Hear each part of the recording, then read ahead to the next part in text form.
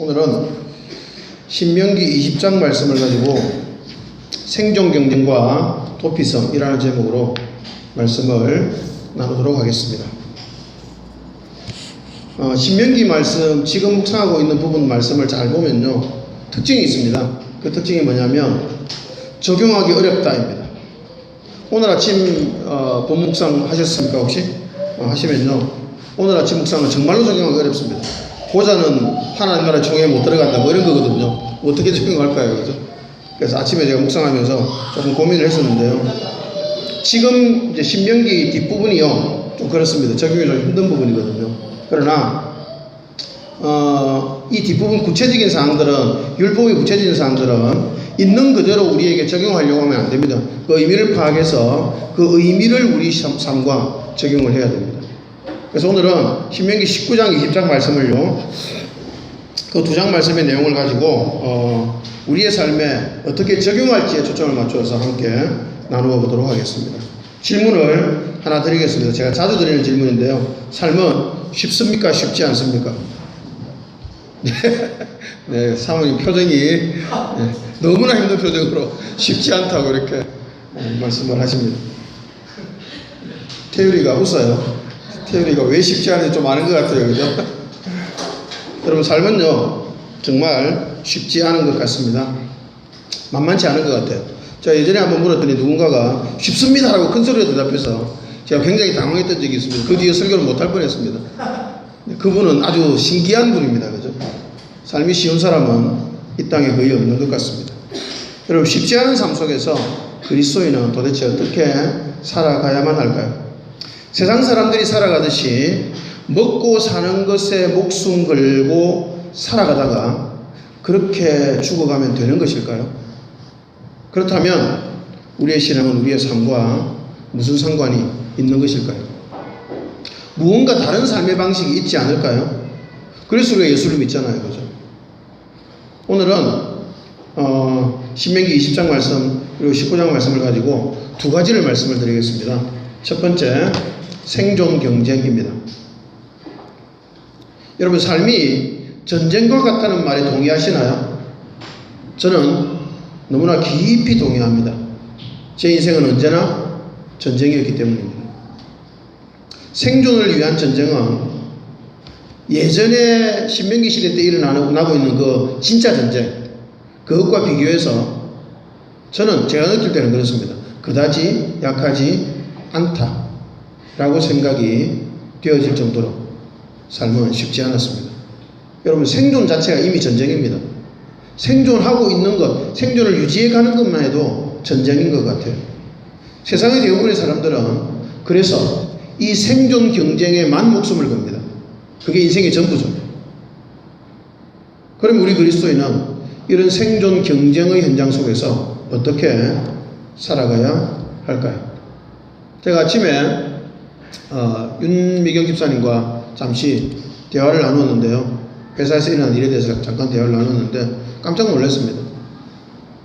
오늘 말씀과 너무나 연결이 많이 되는 사건들이 이제 우리 일상에서 일어나고 있는 것을 보고서 굉장히 많이 놀랐습니다.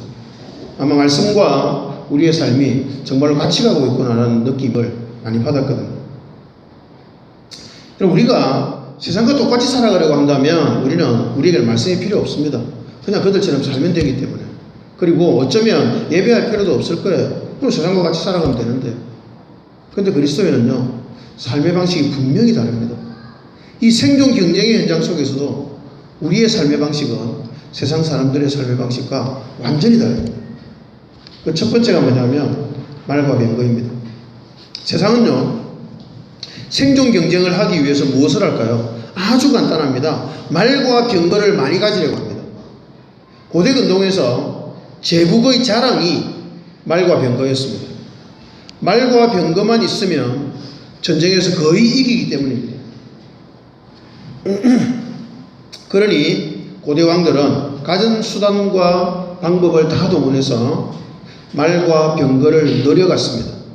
그리고 늘어난 말과 병거를 가지고 전쟁을 일으켜서 다른 나라들은 망하게 하고 자신의 말과 병거를 더 늘여갔습니다.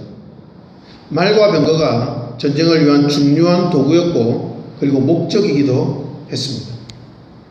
오늘날의 생존 경쟁에서 탁월한 자랑과 능력은 뭘까요? 굉장히 분명합니다. 그죠? 돈과 권력입니다. 돈과 권력이에요. 돈과 권력을 가진 자는 법을 어기면서 마음껏 갑질을 해도 처벌받지 않을 수가 있는 사회입니다. 대기업의 이 후예들이 엄청난 갑질을 하고 재판을 받아도 결국 감옥 안 가잖아요. 그죠? 돈으로 다 해결할 수 있잖아요. 그러니 세상에서 돈과 권력이라는 이 어마어마한 말과 병거를 가지려고 노력하는 것은 어쩌면 당연한 것 같습니다. 전혀 이상한 것이 아니죠. 제국이 말과 병거에 집착했던 것과 똑같은 것입니다. 그러나 여러분, 하나님의 백성은 이런 태도로 살아서는 안 됩니다. 왜 그럴까요? 하나님의 백성이니까요. 전혀 다른 삶의 방식을 하나님은 계속해서 우리에게 가르쳐주고 있기 때문입니다. 신명기 20장 1절 세 번역으로 함께 읽습니다. 시작. 자신들이 적군과 싸우려고 나가서 자신들보다 많은 적군이 말과 병거를 타고 온 것을 보더라도 그들을 두려워하지 마십시오. 이집트 땅에서 자신들이 인도하여 주신 주 당신들의 하나님이 당신들과 함께 계십니다. 아멘. 말과 병거를 의지하지 말아야 합니다. 상대방이 말과 병거를 타고 전쟁하러 오는데요, 나는 맨몸이에요. 두려울까요? 두렵지 않을까요? 여러분, 두려워하지 말라는 말 자체가 말이 안 됩니다. 말이 안 돼요. 알몸으로, 맨몸으로 그 말과 병거를 가지고 전쟁하러 나오는 사람을 상대해야 됩니다. 지금 전쟁을 해야 돼요. 당연히 두려운 상황입니다. 그런데 하나님은 두려워하지 말라고 하십니다. 왜 두려워하지 말라고 하시며 어떻게 두려워하지 않을 수가 있을까요? 이런 상황에서 어떻게 해야 두렵지 않을 수 있을까요? 1절에서 분명히 말하고 있죠. 두 가지입니다. 첫 번째는요, 하나님이 어떤 분이신지 알고, 두 번째는 그 하나님이 우리와 함께 하심을 알면 두려워하지 않을 수 있습니다. 방법은 그거밖에 없습니다. 하나님을 아는 것, 그 하나님이 우리와 함께 하신다는 사실을 믿는 것, 그 두 가지밖에 없습니다. 여러분, 이 방법이 아니라면 우리는 세상 사람과 똑같이 말과 병거를 의지해야 합니다. 주일에 와서 이렇게 앉아서 예배 드릴 필요가 전혀 없고요. 세상에 나가서 열심히 돈 벌어서 어쨌든 돈과 권력을 더 가지려고 몸부림쳐야만 합니다. 말과 병거를 소유하기 위해서 목숨을 걸어야만 하는 것입니다. 그러나 하나님의 백성은 전혀 다른 삶의 방식이 있습니다. 그래서 말과 병거에 집착할 필요가 없습니다. 얼마나 다행입니까? 말과 병거에 목숨 걸지 않아도 되는 다른 길이 있다는 사실이 얼마나 다행입니까? 사실 우리는 목숨 걸고 노력해도요, 말과 병거를 세상 사람들보다 더 많이 소유할 능력이 있습니까? 없습니까? 없잖아요. 그죠? 전혀 없잖아요. 저는 정말 전혀 없습니다. 저는 해봤거든요. 아침 7시부터 밤 12시 반까지 죽으라고 일해봤거든요. 그래도 다른 사람보다 많은 말과 병거를, 많은 돈과 권력을 절대로 갖지 못하겠더라고요. 우리는 그런 능력이 없는 사람들입니다. 그러니 그 방법이 아니고 다른 방법이 있다는 사실이 얼마나 감사한지 모르겠습니다. 그런데 하나님이 어떤 분이시길래 하나님을 알고 하나님이 함께 하심을 믿는 것이 이렇게 큰 힘이 될 수 있을까요? 이스라엘은 과거에 경험이 있었습니다. 어떤 경험일까요? 출애굽기 15장 1절 함께 읽습니다. 시작. 이때에 모세와 이스라엘 자손이 이 노래를 여호와께 노래하였으니 일렀으되 내가 여호와를 찬송하리니 그는 높고 영화로우시며 말과 그 탄자를 바다에 던지셨음이로다. 아멘. 하나님이 원수들의 말과 병거를 바다에 던지신 사건을 이스라엘은 경험했습니다. 말과 병거는 하나님의 적수가 될 수 없음을 이스라엘 백성들은 경험으로 알았던 것입니다. 전쟁에서 승리의 비결은 말과 병거를 많이 가지는 것에 있지 않고 말과 병거를 바다에 던지시는 하나님과 함께하는 것에 있습니다. 현대의 생존 경쟁에서 살아남는 비결도 마찬가지입니다. 돈과 권력과 술수들에 우리의 삶을 거는 것은 가장 어리석은 일입니다. 세상 모든 사람이 그런 방향으로 삶을 살아간다 할지라도 우리는 발상을 전환해야 합니다. 하나님을 알고 하나님과 함께하는 것에 우리의 삶을 걸어야만 하는 것입니다. 이 발상의 전환이 우리의 승리의 유일한 비결입니다. 그리스도인은 이 외의 방법으로 승리할 수 있는 길이 전혀 없습니다. 하나님을 알아가고 하나님이 우리와 함께함을 믿읍시다. 두 번째, 생존 경쟁에서 두 번째입니다. 이웃사랑입니다. 생존 경쟁의 한가운데를 살아간다는 것은 세상에서는 어떤 모습인가 하면요, 상대방을 죽이고 상대방을 밟고 내가 올라서서 내가 살겠다는 태도를 만들어냅니다. 내가 살려면 상대를 밟아야 합니다. 그런데 하나님의 백성의 생존 경쟁은 전혀 다른 한 가지 태도를 필요로 합니다. 5절부터 8절까지 아까 읽었기 때문에 읽지 않습니다. 이 내용은 뭐냐면요, 전쟁을 하는데 전쟁에 나갈 사람들의 사정을 봐주라는 겁니다. 집을 지었는데 낙성식을 못한 사람이 있으면 돌려보내서 낙성식을 하게 하라고 하고요. 포도원을 만들고 열심히 일했는데 포도 열매를 아직까지 먹어보지 못한 사람이 있으면 돌아가서 포도 열매를 먹게 하라고 하고요. 여자가 약혼했는데 결혼을 못했어요. 빨리 돌려보내서 결혼식을 하게 하라고 합니다. 왜냐하면 다른 사람이 그 여자를 데려갈지 모르기 때문에. 여러분, 아무리 봐도 전쟁의 태도는 아니에요. 일제시대 때 일본군은 어떻게 했습니까? 우리나라 사람들을 사정 봐주지 않고 닥치는 대로 군인으로 차출했습니다. 6.25 때는요, 학도병까지 있었잖아요. 학도병. 학생을 모집해서 전쟁터에 내보내는, 총 쏘는 법만 훈련시켜서 전쟁터로 바로 내보내는 거예요. 여러분, 전쟁이라는 것은 인원이 부족합니다. 언제나 부족해요. 그래서 더 많은 사람을 전쟁으로 내보내야만 전쟁에 이길 수가 있습니다. 그런데 하나님은요, 전혀 다른 전쟁의 방식을 고수하십니다. 사정이 있는 사람은 다 돌려보내라고 하세요. 게다가 마지막에는요, 정말로 황당하죠. 마음이 허약한 사람도 돌려보내래요. 기준이 뭐죠? 저 마음이 허약해 하고 돌아가면 되잖아요. 그죠? 전쟁할 수 있는 태도가 아닌 겁니다, 이거는. 도대체 왜 이렇게 이상하게 전쟁을 치르는 것일까요? 이 일은 우리에게 어떤 교훈을 주는 것일까요? 한마디로 배려라고 할 수 있을 것 같습니다. 배려. 여러분, 우리는 친구를 배려해야 할까요? 어린아이들이 가르치잖아요. 친구를 배려해야 할까요? 배려하면 절대 안 됩니다. 왜 그럴까요? 친구를 칼로 배려하면 경찰서에 잡혀가기 때문입니다. 웃어야 되는데 안 웃으시네요. 그죠? 상당히 고차원적인 개그인데 아무도 웃지를 않으시는. 여러분, 배려는 전쟁에서 하는 게 아니잖아요. 전쟁을 치러야 되는데 어떻게 배려를 해요, 그죠? 근데 하나님은요, 이 전쟁의 현장에서 배려하라고 하십니다.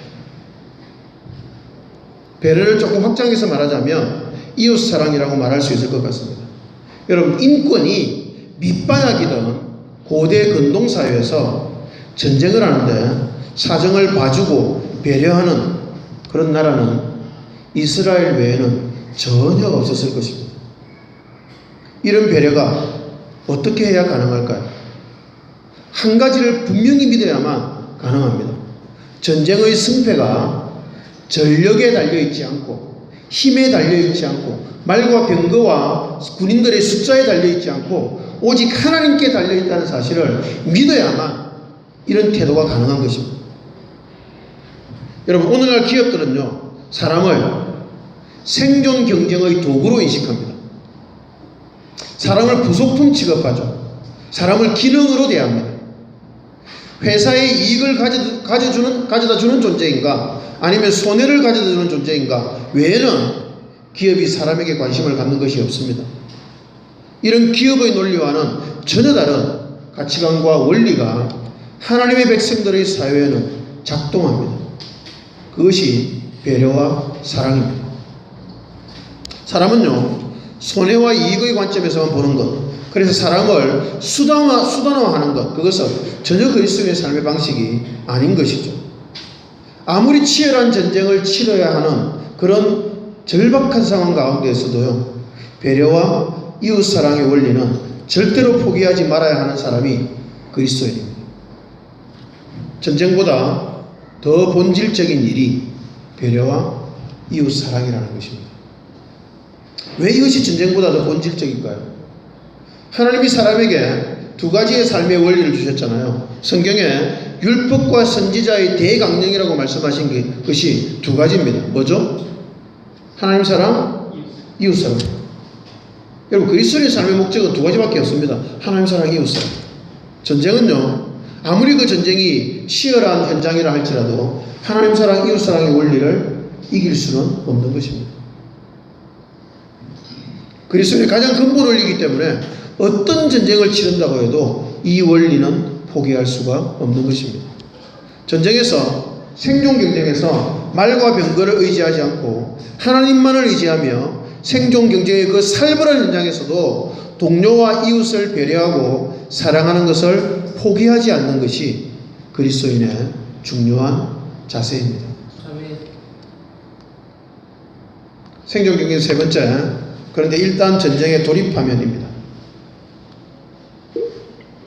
전쟁에 돌입하기 전에는 어떻게 해야 되는지 먼저 성경을 통해 살펴봅니다.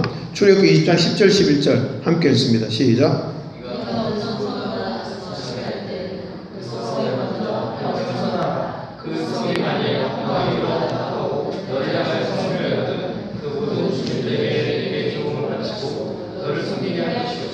전쟁에 돌입하기 전에 해야 될 일은 화평을 선언하는 것이었습니다.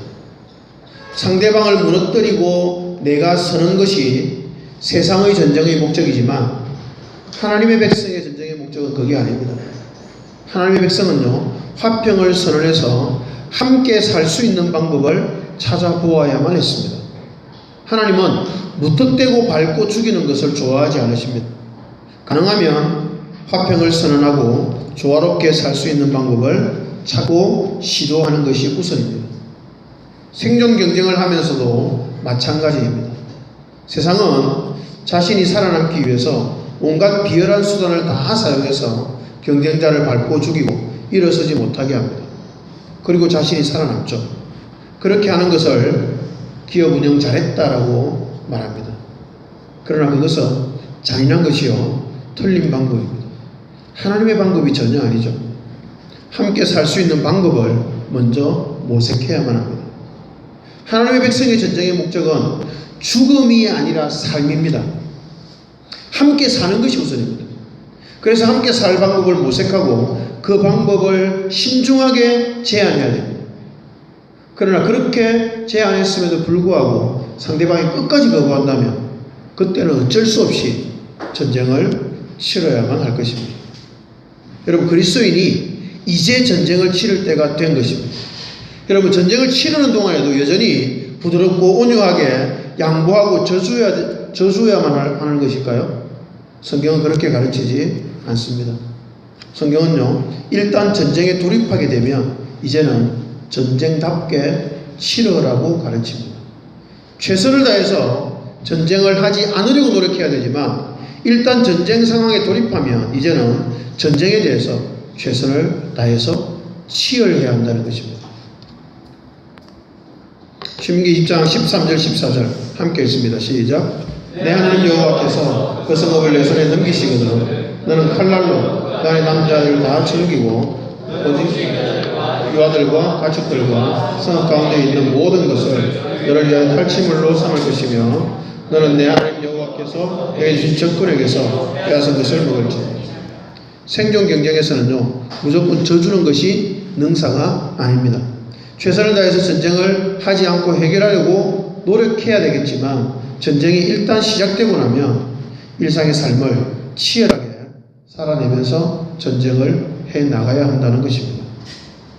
그리고 전쟁은 하나님께 속한 것이므로 하나님께 전적으로 의지하면서 최선을 다해서 치열하게 생존 경쟁을 치러야만 하는 것입니다. 그것이 전쟁을 대하는 생존 경쟁에 임하는 올바른 그리스도인의 자세일 것입니다. 그리스도인이 게으른 것은 결코 바람직하지 못한 것입니다. 여러분, 그리스도인이 하나님을 빙자해서 게으름을 합리화한다면 그것은 결코 바라지 못한 것입니다. 오죽했으면 성경은 이렇게 가르치고 있습니다. 함께 읽습니다. 시작. 우리가 너희와 함께 있을 때에도 너에게 명하기를 누구든지 일하기 싫어하거든 먹지도 말게 하라 하였더니 신앙을 빙자하여 일을 하지 않고 게으름을 피우는 사람들이 예나 지금이나 많다는 것을 이 데살로니가후서 말씀이 보여주고 있습니다. 기독교 신앙은요, 생존 경쟁에서 지는 신앙이 아닙니다. 영혼만 중요해서 이 땅의 삶을 소홀히 하는 신앙도 전혀 아닙니다. 기독교 신앙은 일상을 중요하게 여깁니다. 당연히 생존 경쟁에서도 최선을 다해서 살아남아야만 합니다. 하나님을 완전히 의지한다는 것이 게으름을 피운다는 뜻이 전혀 아니라는 말입니다. 최선을 다해서 생존 경쟁의 일상에서 치열하게 살아가시는 우리가 되면 좋겠습니다. 두 번째, 생존 경쟁과 우리의 삶을 생각해 보도록 하겠습니다. 말씀드린 생존 경쟁에 대한 적용이 되겠습니다. 제 이야기를 말씀을 드리면서 설명을 할 것인데요. 이 이야기가 그리스도인 이 생존 경쟁을 어떻게 해야 하는 것인지를 결정함에 있어서 여러분에게 조금의 도움이 되면 좋겠습니다. 제가 젊은 날에 이런 기도를 했었습니다. 치열한 삶을 살아가면서도 하나님과의 관계를 최우선으로 삼는, 말씀을 묵상하고 말씀을 살아내는 삶을 그렇게 잘 살아내는 모범을 보이는 사람이 되게 해주세요. 그렇게 기도했습니다. 겁이 없는 기도였죠. 나중에는 깨달았습니다. 이게 얼마나 무모한 기도였는지를. 왜냐하면요, 제 삶이, 이 기도를 하고부터 제 삶이 끊임없이 치열해지더라고요. 제가 단 한순간도 치열함에서 벗어난 적이 없는 것 같습니다. 정말 치열했거든요. 저는 기도를 고쳐야 하겠다라고 결심을 했는데요, 이미 늦었다는 사실을 나중에 깨닫게 되었습니다. 학원 강사라는 무한 경쟁의 상황 속에서 치열하게 매일의 일상을 살아내야만 했고요. 남들이 안주하며 쉴 때에도 교재를 연구하며 동영상 강의를 수강하면서 치열하게 실력을 갖추어야만 했습니다. 삶의 치열함에 지친 학원 강사들은 술과 쾌락으로 피곤함에 쩐 자신들의 육체와 정신을 마비시키고요. 그리고 다시 생존 경쟁의 현장으로 가서 더 치열하게 일을 했습니다. 치열하고 그 다음에 술과 쾌락으로 이걸 마비시키고 또 치열하고 계속 그 반복이었습니다. 저는 술과 쾌락을 거부하면서도 그 치열한 일상은 살아내어야만 했습니다. 정말 힘들고 피곤하더라고요. 저는 사람들이 왜 술과 쾌락에 그토록 취하는지, 왜 술과 쾌락에 그렇게 매달릴 수밖에 없는지를 너무나 잘 이해합니다. 그건 너무나 피곤하기 때문에, 일상이 너무나 피곤하기 때문에 술과 쾌락이 아니면요, 그 피곤을 이겨낼 수가 없습니다.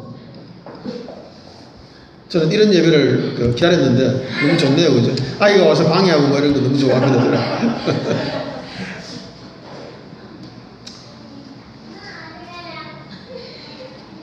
어딘지 잃어버렸어요.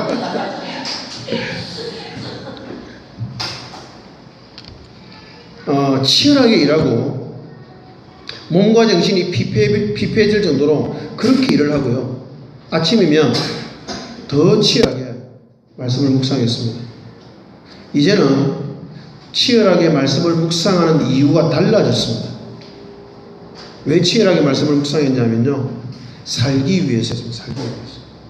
삶이 너무 치열하니까 묵상 안 하면 그리스도인으로서 살아갈 수가 없더라고요. 말씀 묵상을 딱 놓는 순간 저는 세상 사람과 똑같아집니다.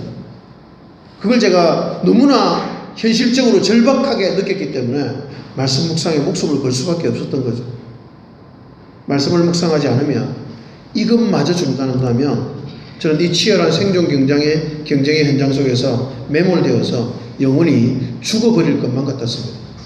그래서 살기 위해서 처절하게 치열하게 말씀을 붙들었습니다.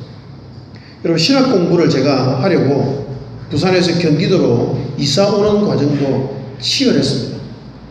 경기도에서 학원을 운영하면서도 매일을 치열하게 살아가야 했습니다. 그야말로 생존 경쟁이었죠. 학생 한 명을 유치하기 위해서 전단지를 몇 시간을 붙이고 다녔고요. 상담하러 누군가가 오면 그 학생과 학부모의 마음을 사로잡아야 되기 때문에 입에서 단내가 날 정도로 상담을 했습니다. 그리고 성적을 올려야만 했기 때문에 죽으라고 공부를 시켰습니다. 학원 운영을 하면서 살아남아야 되는 그 치열함 속에서 감사한 일이 하나 있었습니다. 그 치열함에 매몰되어 신앙을 잃어버리지 않았다는 사실입니다. 저는 학원 강사를 하면서 신앙을 반쯤 포기한 학원 강사들 너무 많이 만났습니다. 학원 강사를 하면서 신앙을 지키는 것이 결코 쉽지 않거든요. 주일 지키는 게 당장 어려우니까요. 그러면서 자신은 신앙인이라고 말을 하는데 더 이상 교회는 나가지 않는, 신앙인이라고 말을 하지만 술에 쩔어 살아가는 그런 사람들은 저는 너무나 많이 만났거든요. 제가 그렇게 되지 않았다는 사실이 얼마나 감사한지 모릅니다. 저도 그렇게 될 가능성을 얼마든지 갖고 있는 사람이었거든요.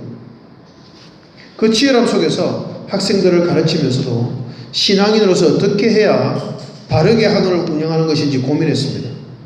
학원의 생존을 위해서 간을 조리면서 치열하게 살았지만 학생들을 사랑하는 시도도 끊임없이 했던 것입니다. 대표적인 한 사건을 말씀을 드리겠습니다. 새로 학원을 인수할 때 담배 피는 아이 3명이 학원에 등록을 하러 왔습니다. 중학교 2학년이었는데요. 저에게 학원을 인수시켜주는 그 전 원장은요, 학원 이미지가 나빠지니까 그 3명의 학생들, 이제 그 원장은 거기에서 학원을 오래 했기 때문에 아직 애들을 웬만하면 다 알더라고요. 쟤들은 학원에 받지 마세요. 저 아이들 받으면 학원 이미지 나빠져서 학원이 망합니다. 그러더라고요. 제가 그 아이들 불러서 상담을 했습니다. 야, 너들 담배 피지? 이랬죠. 그 애들이 갑자기 깜짝 놀라면서 아니야 그러더라고요. 과하게 오버하면서 아니라고 말하더라고요. 맞다는 말을 온몸으로 말해주는 거잖아요. 그죠? 다 알고 묻는 것이니까 솔직히 말해라 이러니까 불이 푹 죽어서 네, 핍니다 이러더라고요. 제가 다시 말했습니다. 어른들과 학교 선생님들이 너희를 어떻게 보느냐? 그러니까 포기했죠 그러더라고요. 그이 쓰레기로 볼걸요? 그러더라고요. 제가 물었습니다. 너희들 쓰레기냐? 그랬더니 이 아이들이 아니요 하면서 우리는 쓰레기가 아니에요. 그 말을 듣고 제가 한마디를 던졌습니다. 그럼 쓰레기가 아님을 증명해 볼 수 있겠냐? 아이들이 의아한 표정으로 저를 쳐다보았습니다. 이렇게 해보자. 담배를 피지만 공부 열심히 하는 학생, 담배를 피지만 착한 학생. 말이 되나요? 아주 창의적인 말을 제가 하고 있는 겁니다. 지금 담배를 피지만 착한 학생, 담배를 피지만 예절 바른 학생이 될 수 있겠냐? 그렇게 제가 물었습니다. 여러분, 저는 그 말을 하면서도요, 저는 그 말이 하나님이 저에게 주신 말을 이 지혜라고 생각했습니다. 왜냐하면 제가 할 수 있는 말이 아니었거든요. 저는 평생 담배를 펴본 적이 없거든요. 그래서 담배 피는 사람, 애를 나쁜 놈이라고 저도 생각하고 있었거든요. 그런데 제가 이런 말을 했던 겁니다. 또 이 설명을 하면 좀 긴데요. 사실은 제 큰아들을 통해서 이미 제가 훈련되었기 때문에 가능했던 것도 있습니다. 제 큰아들 얘기 다음에 또 기회가 되면 말씀을, 아주 재밌는 이야기가 많습니다. 말씀을 해드리겠습니다. 제가 그렇게 이 아이들에게 이야기했습니다. 아주 이상한 논리를 말을 했죠. 담배를 피지만 착한 학생, 담배를 피지만 예절 바른 학생 될 수 있겠냐? 그러니까 애들이 환호성을 지르면서 네! 라고 소리 지르더라고요. 이 세 명이. 정말 까부는 아이들이었거든요. 그럼 내일부터 학원에 출석해. 그래서 이 아이들이 출석을 하게 되었는데요. 그 다음날 이 아이들이 학원에 왔습니다. 10명을 더 데리고 왔더라고요. 그 10명이 다 담배 피는 애들이었습니다. 그래서 담배 피는 애들만 한 반을 만들었어요. 13명으로. 그 아이들이 학원을 먹여 살렸습니다.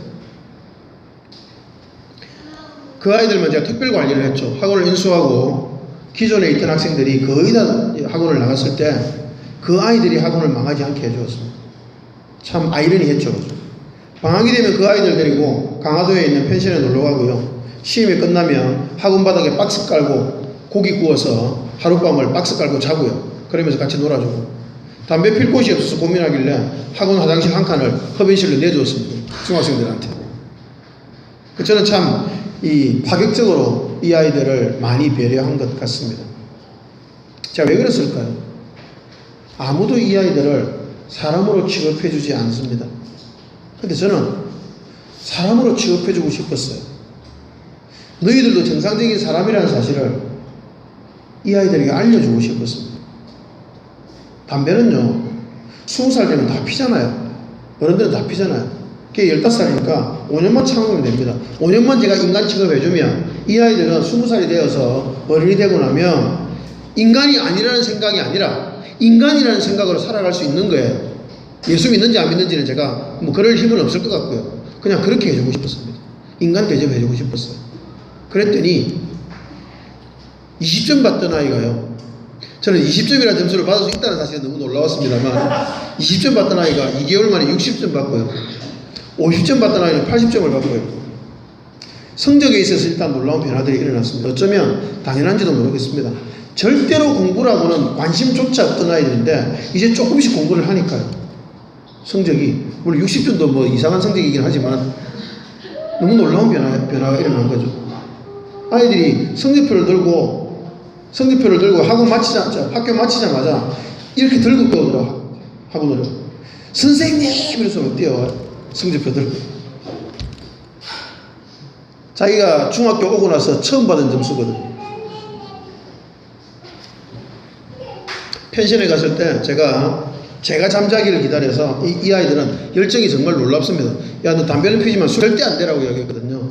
제가 새벽 2시쯤 잠들었는데 제가 잠들기를 기다려서 그때부터 그 산속에 있는 펜션으로부터 1시간 이상을 걸어가서 편의점을 돌아다녀가지고 그 중에 제일 늙어 보이는 애를 투입해서 술을 사와서 또 1시간 이상을 걸어와서 펜션 저 베란다 바깥에 추운데 겨울에 그 베란다 바깥 추운 데서 혹시 제가 깰까봐 거기서 술을 마신 거예요. 그냥 시끄러워서 깼더니 5시더라고요. 5시. 1시간 만에 소주 몇 병을 다 마신 거예요. 그리고 애들이 반쯤 취해가지고 홍아롱을 하고 있더라고요. 제가 열을 너무 받아서 소리를 질렀죠. 이 새끼들 미쳤냐고. 너희들은 내가 그렇게 믿어주는 것에 이런 식으로 배반하냐고. 정말 나쁜 새끼들이네. 얼마나 욕을 했는지 모릅니다. 그랬더니 애들이 술이 취했잖아요. 에이, 쌤 왜 그러세요? 능글능글하게.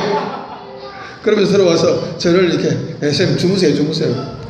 그러면 진짜 저 옆에 눕더니 제 손을 꼭 잡더라고요. 처음 왔던 3명 중에 1명이었는데. 그러면서 이렇게 말했습니다. 선생님, 고맙습니다. 이 학원 절대 안 떠날 겁니다. 고3 때까지 이 학원 끝까지 다닐 겁니다. 선생님만 저를 믿어줬습니다. 그렇게 얘기하더라고요. 물론 혀가 꼬인 소리로 말씀드립니다. 혀 꼬인 소리로 말을 했어요. 저는 그 소리를 듣고 술주정 그만하고 DB 잘하고, DB라는 말 하세요? 부산말로 DB 잘하고 그렇게 소리를 질렀는데요. 마음으로는 눈물이 흘렀습니다.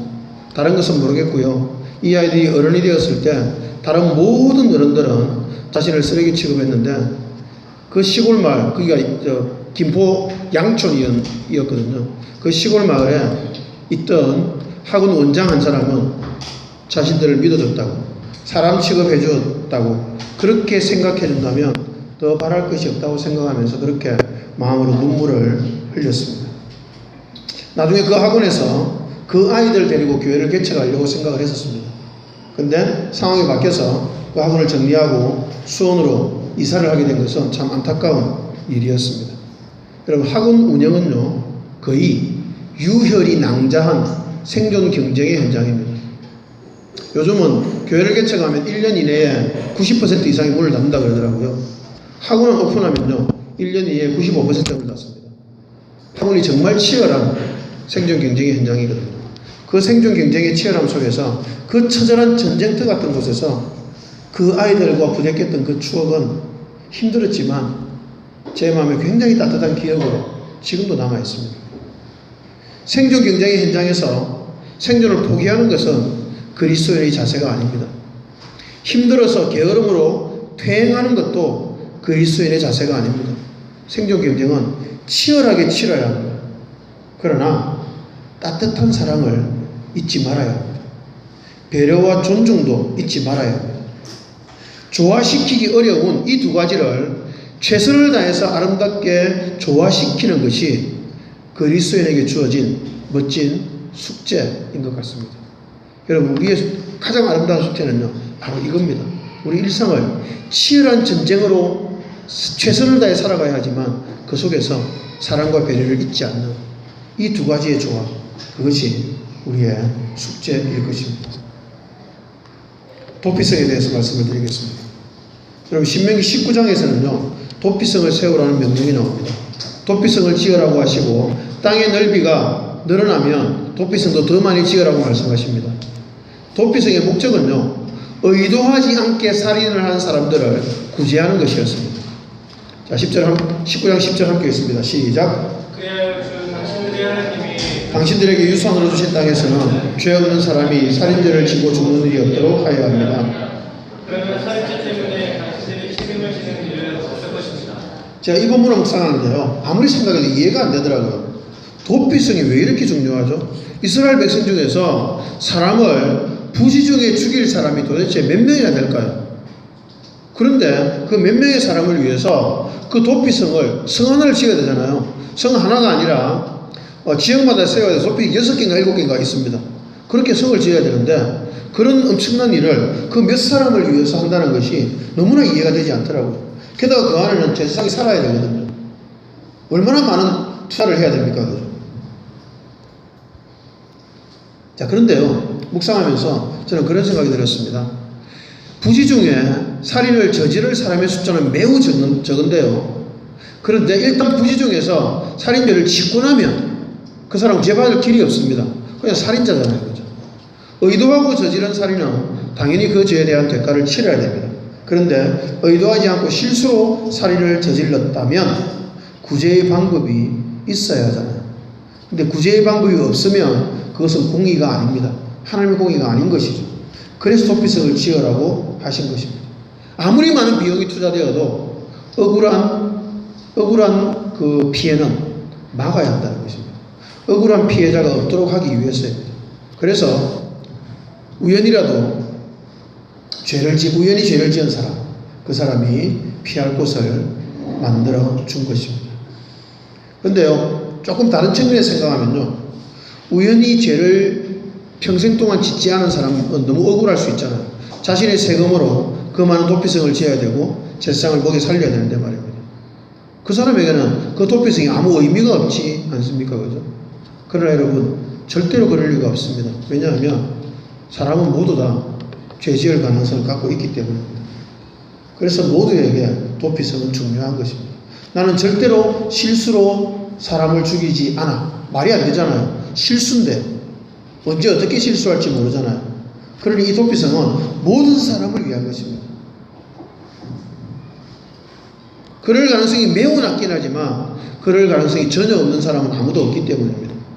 그러므로 이스라엘 백성들 모두에게 도피성이 중요한 것이죠. 자, 그러면 신약시대인 지금에는 도피성이 우리와 무슨 상관이 있을까요? 또 제 이야기를 드리면서 이 부분을 설명드릴까 합니다. 생존 경쟁과 도피성은 너무나 밀접한 관계가 있습니다. 제가 학원을 그렇게 운영했는데요. 이 녀석들이, 아까 말씀드린 그 녀석 13명의 아이들이 나중에 더 늘어났습니다. 그 반이 교실이 부족할 정도로 막 늘어났거든요. 폭발적인 부흥을 경험한 거죠. 부흥이 힘들더라고요. 여러분, 학원을 그렇게 운영했는데 그 아이들이 고분고분을 했을까요? 그럴 리가요. 그럴 리가 없잖아요. 그죠? 많은 사건들이 있었는데 그 중에 한 사건 말씀드리겠습니다. 학원에 결석을 밥 먹듯이 해요. 그래서 애를 불러놓고 야단을 쳤죠. 학원에 이렇게 결석하려면 당장 그만두라고. 그 아이들은 제일 싫어하는 말이 학원 그만두라는 말이었어요. 학원 당장 그만두. 갈 데가 없거든요. 그랬더니 그렇게 이야기하더라고요. 선생님, 저번 학원에서는 한 달에 2-3번 출석했습니다. 그런데 지금 한 달에 6번 이상 나오잖아요. 그래서 제가 기가 막히더라고요. 정말. 일주일에 5일을 수업하는데 일주일에 2번이 아니고요. 한 달에 2번 출석했다니 그게 뭡니까? 그래서 일주일에 2번씩 적어도 한 달에 8번 이상은 꼭 나와라.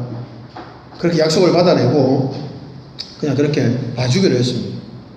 근데 학원에 올 날인데 아무도 안 오는 거예요. 아무도. 그 아이들이 안 오면 학원은 조용합니다.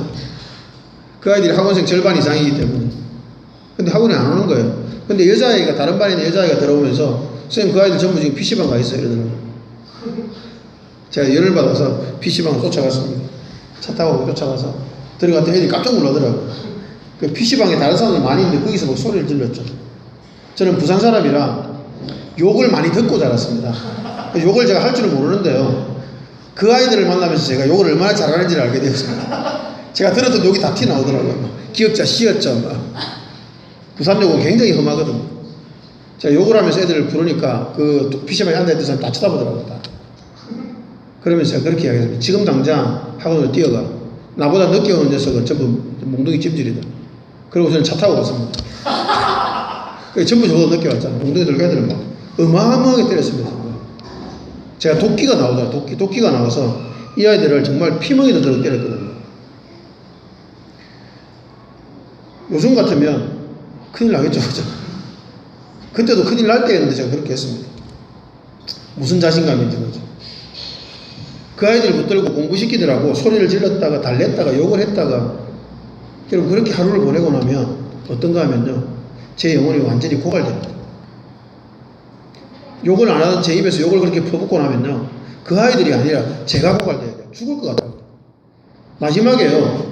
근데 그런 날이 하루 이틀이 아닌데 마지막에 수업 다 마치고 그 아들 중에 몇 놈을 태워주고 차를 태워주고 그리고 집에 돌아옵니다. 그러면요. 너무 괴롭습니다. 가슴에서 모든 물기가 다 빠져나가 버린 것 같아요. 메마릅니다. 너무 메말라서 그냥 가슴을 뚝 부러뜨리면 뚝 부러질 것 같아요. 너무나 괴로웠습니다. 숨이 턱턱 막힐 정도로 그렇게 괴로웠죠. 생존 경쟁에 매몰되어서 하루를 산 저의 모습이 너무나 슬펐습니다. 운전하면서 기도했죠. 근데 기도가 아니고요. 그냥 신세 한탄이었습니다. 하나님 너무한 것 아닙니까? 왜 저에게 이렇게 힘든 생존 경쟁의 현장을 주십니까? 이렇게 안 하면 먹고 살 수 없도록 왜 이렇게 만들어 가십니까? 영혼이 고갈되어서 숨도 못 쉬겠습니다. 저 좀 살려주세요. 그렇게 기도했는데요. 제가 어떻게 됐을까요? 차 세우고 울었습니다. 감정이 기강되어서 결국은 울음이 되었고요. 차를 세우고 엉엉 울면서 기도하게 되었습니다. 여러분 그곳은 그 차 안은 제 도피석이었습니다. 목놓아 주님을 부른 그 외침과 기도는 저만의 도피성이었습니다. 그제서야 깨달았죠. 도피성이 주님이라는 사실을요. 하루 종일 죄인의 성품과 그 성향을 다 드러내고 혈기를 부리고 욕을 하면서 살았던 그 절망을 안고서 무너질 수밖에 없는 저였습니다. 그런데 여러분, 저는 그 절망을 피할 길이 없어요. 제가 그렇게 살고 싶나요? 아니요, 그렇게 안 살고 싶었습니다. 저도 온유하고 부드럽게 고상하게 아이들에게 아주 인자한 모습으로 인자한 말을 하며 살고 싶죠. 근데 그럴 수 없잖아요. 어쩔 수 없이 그렇게 살아갈 수밖에 없는 이 생존 경쟁의 현장, 그 현장에서요. 그 삶을 보내고 나면 그 저녁에 찾아오는 그 마음의 무너짐을 도대체 어떻게 감당할까요? 그런데 제가 돌아갈, 제가 도망갈, 제가 피할 도피성이 있었던 것입니다. 그 도피성이 주님이었습니다. 주님을 목 놓아 불렀던 그 시간이 제가 도피성으로 도망갔던 그런 시간이었습니다. 여러분, 탈진하고 지친 상태를 이끌고 주님 앞에 가서 목 놓아 주님을 부르는 것이 우리의 도피성입니다. 우리는 생존 경쟁에서요, 탈진하고 지칠 수밖에 없어요. 어떻게 이 험악한 생존 경쟁의 삶이 우리에게 편안할 수 있을까요? 절대로 그럴 수 없습니다. 우리는 탈진하고 지칩니다. 그때 주님 앞에 가서 목 놓아 주님을 부르는 것, 그것만이 우리의 도피성입니다. 결론을 내리겠습니다. 여러분, 생존 경쟁은 필수적입니다. 이 땅에서 생존해 나가는 것은 생각보다 엄중하고 중요한 일입니다. 그러나 그리스도인의 생존 경쟁법은 남달라야만 합니다. 나 혼자만 잘 먹고 사는 것에서 끝나는 생존 경쟁이 아니라 그리스도인답게 살아나가는 생존 경쟁이어야 합니다. 나의 힘을 키우고 나의 힘을 키우는 것에 집중하지 않고 하나님을 의지하는 법을 배워가야만 합니다. 치열한 삶의 현장 속에서 형제와 이웃을 배려하고 사랑하는 것에도 최선을 다해야만 합니다. 그런데 그렇게 생존 경쟁의 한가운데를 최선을 다해 그리스도인답게 살아가려고 노력해보지만 삶의 치열함에 눌려서 우리의 마음은 삭막해지고 강팍해지기 마련입니다. 우리는 죄인이기 때문입니다. 미운 사람이 생기고 정욕에 지고 탐욕의 마음을 빼앗기기도 합니다. 실제로 죄에 넘어지기도 합니다. 그러면 우리는 절망에 빠질 수밖에 없죠. 우리는 그 절망의 자리에서 죽어 마땅한 존재들입니다만 주님은 우리에게 피할 길을 주셨습니다. 날 위해 죽으신 주님께서 우리의 도피성이 되어주신 것입니다. 치열한 삶에 지쳐서 나의 죄악된 본성에 절망해서 그리고 아무리 노력해도 선해지거나 착해지는 것 같지 않은 나의 성품에 좌절해서 죽을 듯 괴로울 때 우리가 도망칠 곳이 있다는 사실이 얼마나 감사한지 모르겠습니다. 도피성이신 주님이십니다. 우리의 삶에서 가장 큰 문제가 무엇일까요? 여러분, 우리 삶의 가장 큰 문제는요, 도피성이 필요 없는 것입니다. 치열하게 살지 않아서 도피성이 필요 없고요. 세상 사람들과 별 다를 바 없는 가치관으로 살아서 도피성이 필요 없고요. 내 욕심대로 다 살기 때문에 도피성이 필요 없다면 그것이 우리의 가장 심각한 문제입니다. 왜 도피성을 하나님께서 그렇게 우선적으로 짓게 만들었을까요? 우리 모두는 도피성이 필요하기 때문입니다. 그런데 도피성이 필요 없다면 그것이 제일 큰 문제입니다. 뭔가 잘못 살고 있는 거예요. 오늘 아침에 제가 찬양을 하는데 그렇게 눈물이 나더라고요. 어떻게 찬양곡을 그렇게 잘 부르셨어요? 오늘 전부 다 그런 내용이잖아요. 하나님만 우리의 힘이다. 하나님은 우리의 피할 처다. 우리의 도피성이에요. 저는 삶이 지금도 처절하거든요. 지금도 하루하루가 처절합니다. 그러니 도피성인 주님을 붙들 수밖에 없는 거예요. 당연히 여러분의 삶도 저와 비교할 수 없이 처절할 거예요. 도피성인 주님을 붙들어야 합니다. 도피성이 필요 없는 것은 우리의 삶에 심각한 문제가 있는 겁니다. 반대로 나 자신에게 절망해서 도피성으로 도망가는 것조차도 포기하는 것, 그것도 심각한 문제입니다. 아무리 절망해도 도피성으로 가는 것을 포기할 만큼 절망하면 안 됩니다. 도피성으로 가야 합니다. 여러분, 도피성을 적극 활용합시다. 도피성은 그저 있는 게 아니라요, 적극 활용하라고 있는 겁니다. 제가 차 안에서 그렇게 울며 도피성이신 주님께로 돌아가고 나서 저는 어떻게 되었을까요? 회복되었습니다. 회복되었어요, 여러분.